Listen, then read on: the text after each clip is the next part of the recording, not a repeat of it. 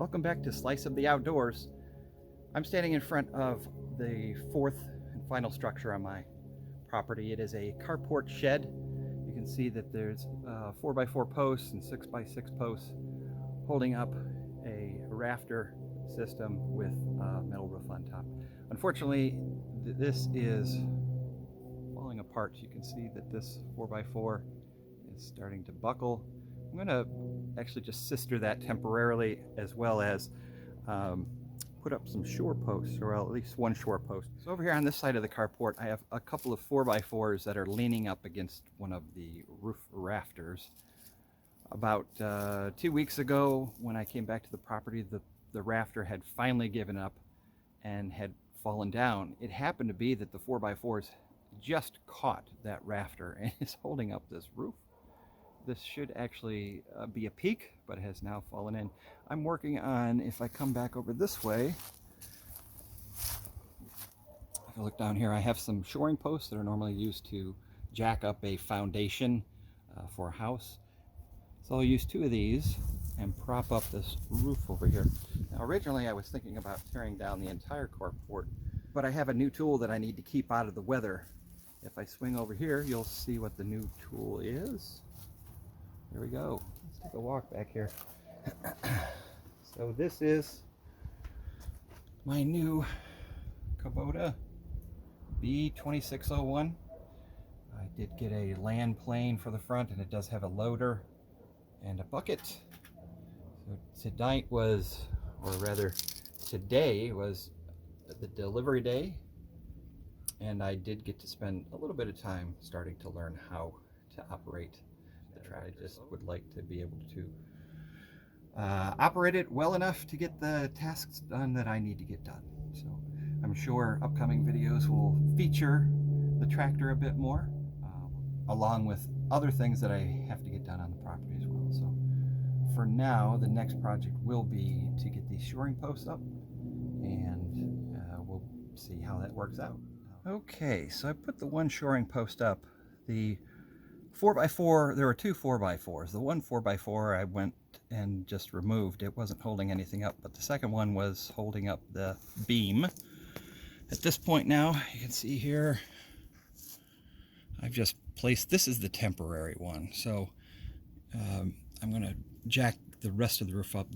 The screw inside, if that's what you call it, does not extend all the way up.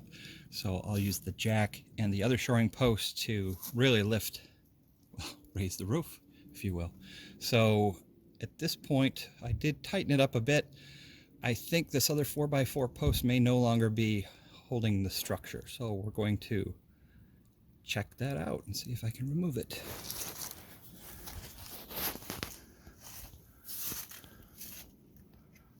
Okay. So here's another angle. Let's say I'm gonna try to just see if there's any if this moves at all. Oh, actually it does. The shoring post is completely holding this up now. So yep, it sure is. Actually get rid of that. All right. Although you can see behind me, it looks like it's light. It's actually getting pretty dark. It's been a long day. So I think for this evening, I'm done with working on the project. So I'll pick this back up again tomorrow. I'm out here on day 2. It's another beautiful day, very nice and warm. It's about 48 right now.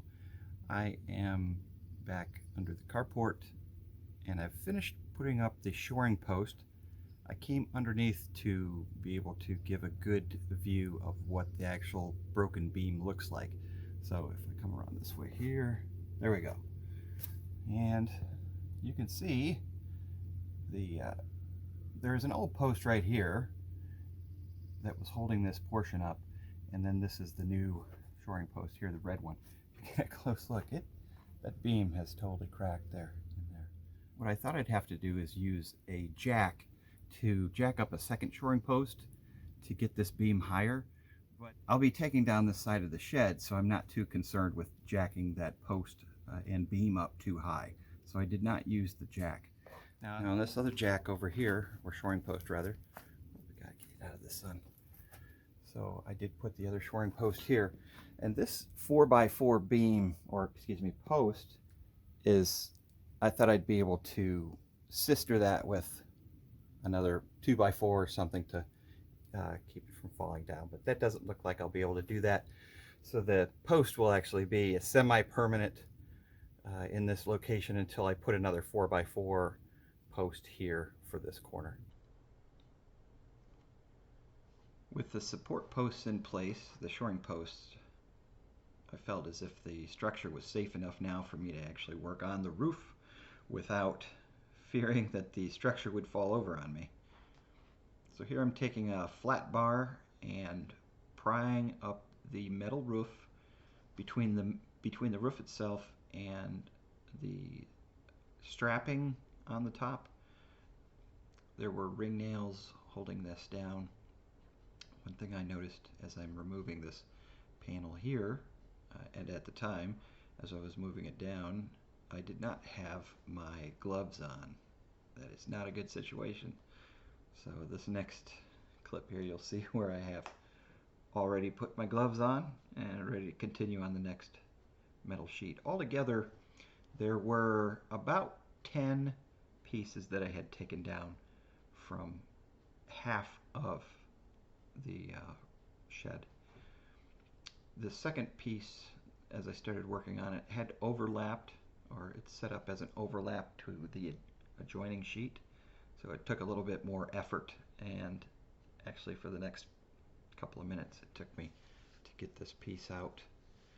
The plan long term is to take these sheets, these metal sheets, and actually place them on the sides of the shed on the one half to kind of enclose it a bit, to keep those items underneath a little bit more protected and out of the weather.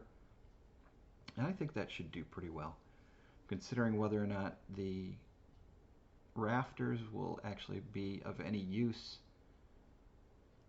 I may need to get some additional support material for the sides to hang up the metal sheeting. We'll see how that turns out. Here I've moved to the rear of the shed and removing the rear roofing panels. These were a bit more challenging to remove. The ground in the back of the shed slopes down, so I had to kind of manipulate the panels a bit more. There were 8 more sheets for one half of the shed, and they all were about the same to remove. Here is a shot of what the current status of the carport is. The roofing has all been removed, and some of the strapping as well. I'll be removing the rafters on the next visit. Once again, thanks for watching. Until next time, take care.